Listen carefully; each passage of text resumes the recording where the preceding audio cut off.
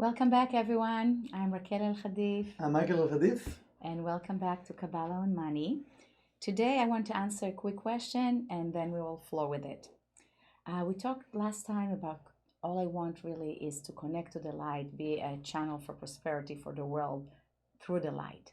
So, somebody asked me, so wait, do I still ask for money or do I only ask for light or both? Okay, we definitely ask for light, okay, because light brings us blessings in all areas of our lives. And yes, we do want the money, but we want the money from its pure, supernal, endless source, which is the light. And think about it for a second. And Michael Berg spoke about it last Shabbat, I believe. Most of us respect, love, and want to be near people with money. Even spiritual leaders love or the minimum respect people with money. And you could give it many explanations. Maybe if they attained a higher level of success than you have, so you have respect because you haven't done it yet. Or maybe the ego is involved, or maybe there's an agenda. Okay, they can donate to my cause, so I'll be close to them. Maybe there's a little bit of name dropping, or just to be seen at the right place at the right time. You have the gold diggers. You have so many ego-based reasons to do so. Yeah. But it's actually a very soulful connection. It's very spiritual.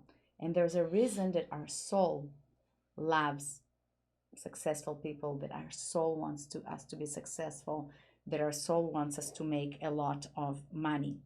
The Kabbalists explain that the spiritual energy of the source of money is so high on the supernal worlds that actually it's the same level where our soul is derived from.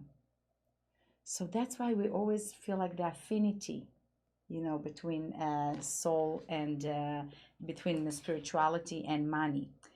And we want to be rich. We want to be prosperous, but we always want to connect to that source, to that level.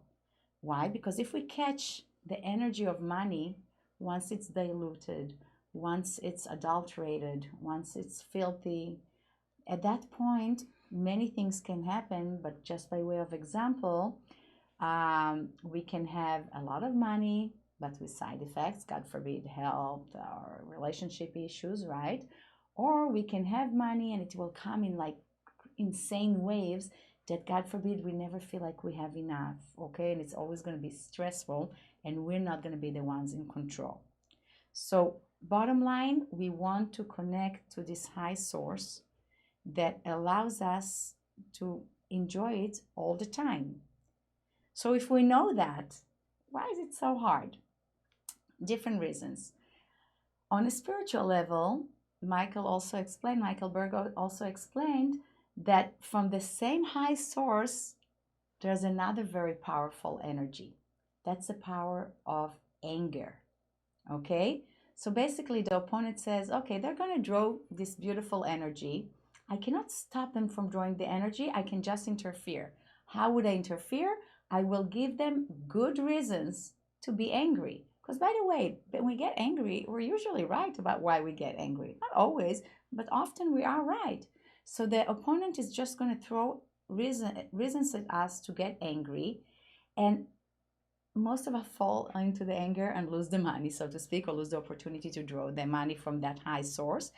But if we don't, if we're able to say, oh my God, I'm so excited, there's a test of anger right now, I'm beginning to kind of feel the sentiment of anger and kind of creating some sort of a degree of separation between me and the anger, and I'm now going to restrict internally and externally, then I can draw the money. How to do so? That's a long discussion on its own. We're going to box it for another segment. But just so you know, that's one of the reasons it's hard. But another reason what blocks us to connect to this level is that we kind of are not loyal enough or not strong enough in our purpose to be true channels of prosperity. We think of our needs, of our insecurities, if I don't have enough, I do have enough, and so on and so forth, and we forget what the real goal is. Why do we forget what the real goal is? Typically, we're talking about three things: greed, guilt, and fear. So the greed, I want everything, I want it for myself, and really don't care about anyone else. Okay, give me more, give me more, give me more. I can always do better. There's always something next. Guilt it usually is related to many belief systems that we acquired in childhood or past lifetime. I cannot be spiritual and rich. Or look at me, I have so many good things going in my life. I cannot have everything, God forbid. Or money doesn't grow on trees, and rich people are filthy, and so on and so forth. That you feel guilty to allow the prosperity to come in. And the third one, as I mentioned earlier, is fear. And again, it could start in childhood, it can start recently with a mega financial failure, or from past lifetimes that there was a point in your life that probably the person has lost his money. And now everything that drives that person to make money is the fear of never be lacking again, never be poor again. And you know what? That's one of the biggest fears that actually in society, fear of poverty, right? And I remember Shimon Tzafati used to tell us, if you want to be rich, you'd better be ready to be poor. I mean, we cannot come from this lack. If we come from this lacking energy, we cannot control to the purpose, and hence we cannot control to the higher level, the source of the money and the soul. And what happens when we do all that? We delay, and then we delay the success, right? Now we worry. Now we don't think good things about ourselves. And then at a certain point, we just kind of give up, and we are seeking for the lower energy of money. So I want to wrap it up. So basically, just so you know, it's like when the worries come, when all those negative emotions come, we want to ask for money, but we want to be able to let go. The light knows how, and the light knows when. That's not our responsibility. We need to work, but of course with inspired actions through our connection with the light. So I'll just wrap it up with a quick story, and I know you have many great things to tell us about this subject. So there was a very wealthy man. He lived in a castle. He had everything you could imagine, wealth. Really, he was very comfortable. And one day he asked the light, what is my purpose in life? And the light actually revealed himself to this person and said, listen, you see this huge rock in front of your castle? You need to push it. So that's it. That's it. So the person started every day, like for at least 18 hours, pushing with all his might, with all his strength, pushing the rock. Nada. The rock wouldn't move. A few months later, he's like, okay, it's not happening. Maybe I cannot do it. Maybe I didn't understand the message. He started devoting only 50% of his time. And then he kind of reduced it and reduced it and reduced it. When he was an old man, he just kind of put the finger against the rock and, oops, not moving, sorry, right? And then when he went up, he moved on and he went up to heaven, the light told him, listen, you failed. You were supposed to, I gave you a mission. I revealed myself to you. And the person said, no, I tried. I worked really hard. I didn't stop and it wouldn't move. And the light told him, I never asked you to move the rock. I only asked you to push it.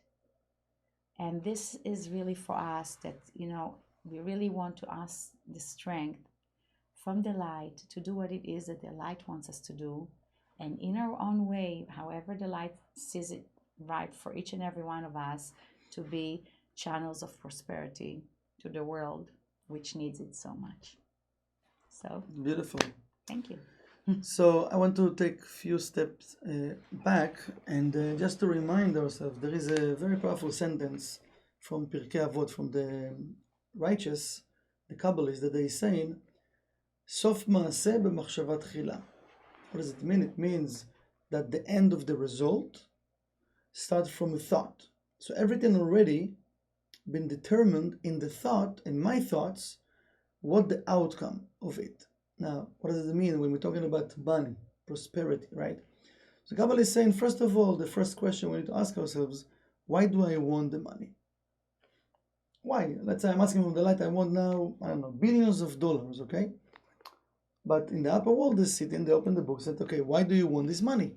When we go to a bank and we ask him for a loan, they're asking us why do you need the loan? Right, what do you need? And we need to have some proofs why we need it, right? And then don't just give you free money, hey, take a loan.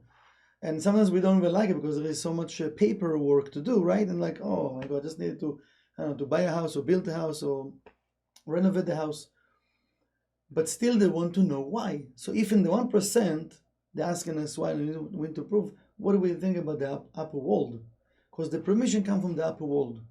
So first of all, I want to keep in mind that every time we're asking for money, for prosperity, for any blessings, I need to check where I'm coming from. I'm coming from really from the point of like, I want this abundance because I want to be also part of sharing, giving, influence others. I want it just for myself, my ego, my respect, and all of those things that we're talking most of the time. So this is the first thing we want to keep in mind. The second, the Kabbalists explain that we are the cause of the blessings and the curses, right? And many times we searching for a blessing, we're searching for someone to help us or to guide us, or right? But the Kabbalah is saying something very powerful, that the blessings and the curses exist within. It's actually something that we come in with. Now, many times we can say, listen, but I'm praying for sustenance and I don't see it, so how come? So, where is it, right? So where is it? Because many times we, with our words, with our actions, with the way that we behave toward money, toward abundance, toward the blessings, many times we don't appreciate it. Or if I'm supposed to receive big chunk of money or sustenance, maybe I'm not doing enough to prepare the vessel to receive it. Okay? Because, if let's say a person, his vessel, it's like, $10,000 a month, and suddenly will get a very big chunk of money. Let's say he won the lottery, received $600 million. It's actually, it's a flood for the person, right? Yeah. It's like he used to live with $10,000, how to manage. Now $600 million or $200 million, that there is crazy amount that people receive. He doesn't know how to deal with that. It's a lot of light, because money equal light. So first I need to ask, why do I want it? What I want to do with it? What's the cause? Of course I can enjoy the money. I can buy, houses, whatever I need. But how many houses we need and how many cars we need, right? So if we're talking about the blessings and the curses, there is a very powerful story about the Kabbalist Rabbi Zusha, that he was a very poor guy, and he have kids, he have his family. And one of those days, his student came to him, and he have like a small shop, in town. Doesn't make a lot of money, but he went to study with him to receive a blessing. And he sees that, you have kids, you have house. You see, like his house is like really like they have nothing. And he left the place, and he decided by himself, you know what? I don't have much, but my kids are already grown up and everything, and just me and my wife. You know what? I will give half of what my earnings during the month. And that's what happened. Everything he was earning, he went to Rabbi Zusha, gave him half of what he have. After a few months or so, suddenly more clients, more business started to come into his business. More and more that he need to expand his shop. Sorry, and suddenly have more and more money. And he continued giving to Rabbi Zusha. He became like very rich person, started to influence even his own carriage, everything. One day, he came into his teacher to visit him again, and he can't find him. So he asked the kids, where is your dad? He said, oh, my dad, he is traveling. He went to visit his teacher. His teacher? My teacher have a teacher? So he left. On the way home, he started to wonder, wow, so if I gave my teacher that amount of money, and I have what I have, all those blessings, imagine if I will give to his teacher, how much I'm going to have, because he's a bigger vessel, right? So he found out who is the teacher of Rabbi Zusha, and he started to travel to the teacher of Rabbi Zusha to give him, the money and get the blessing. Of course, what's happened? After a while, he started to lose his business, started to lose his money. No clients, no money. He need to sell his carriage, he need to sell his house, everything. Like he went back to what he have before. So he was sitting with himself and said, no, my teacher, I know, he's a very righteous person. He's not going to curse me, right? But, I didn't went to him for a few years for a blessing. I didn't give money. Let me check what's going on. So he went to him and he says, I really, Bishop, of course, welcome him with a happy face and said, hey, come to my house, even though he doesn't have much. And told him, listen, that's what happened to me. So I don't know. I know you're not going to curse me, but what really happened? You really want to know? Okay. I said, okay, please sit down. So, when you came to me in the beginning and you decided by yourself that you want to give me half of what you have, what's happened in the heavens, they opened your book and they saw that you not deserve to be rich in this lifetime. But because you didn't calculate, you connected with what the Torah says that, we're supposed to share, supposed to give, to behave like the light, right? With no calculations. So they decided, we will give you more because we're sharing more. And this is why we receive all those abundance. When you decided to go to my teacher, because now you make the decision because you calculated. You thought because the ego come in, because you have everything now, you become like respect person in the city, in the town and everything. So you become greedy and you want to have more. So when you went to my teacher, they opened the book again because you changed the movie.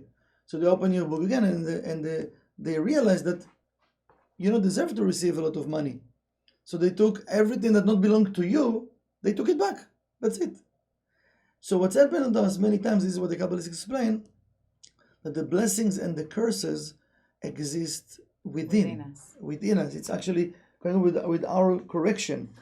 So the Kabbalah is saying, so if the blessings and the curses, they are within, so how the blessing of a righteous can help, or how someone that is evil will curse us. So if it's within, how it's going to be activated, right? What's the point of asking for a blessing? Yeah. Or what's the point about being nervous when someone who curses us? Because it's all within. Right. Yeah. So first of all, we want to learn that how we want to behave with the energy of bless somebody else, or we don't want to curse no one else, right? That's for sure, yeah. So he's saying,